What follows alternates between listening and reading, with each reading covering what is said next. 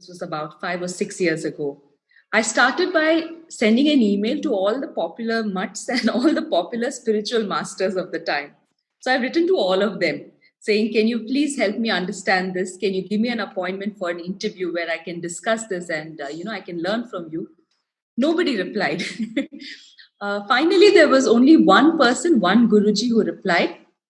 And he's the one who started me on this journey and pointed me in the direction to look for these answers. He is the Guruji of Devipuram. His name is Sri Amritananda Nath Saraswati. And he founded the Devipuram temple, which is very close to Vishakhapatnam or Vizag in Andhra Pradesh.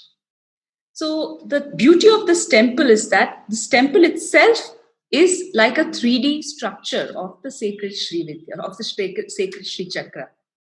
And Guruji himself was a top nuclear physicist from this country who later took to studying and teaching the Sri Vidya. So he is someone who understands the idea and the concept of the divine feminine, both through the text as well as through his own experience of it.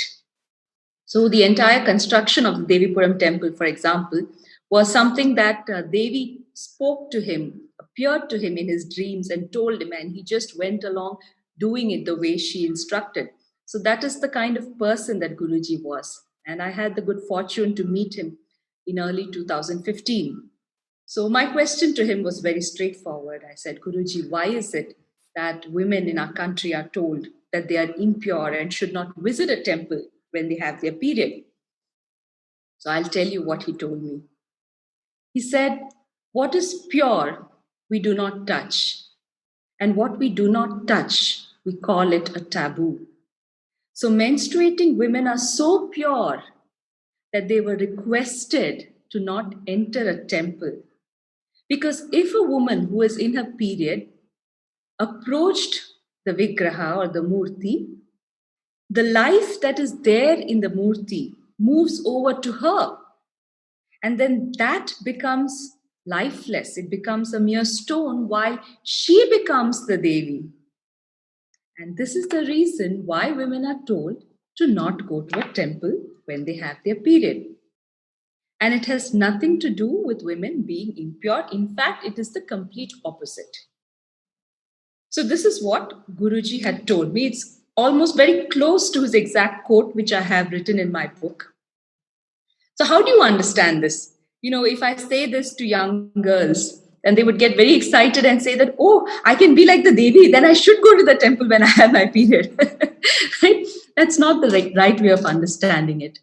So there are two things that come to mind when we think of this. One is, it gives us some understanding of why women were told not to approach or go near a Vigraham during a temple.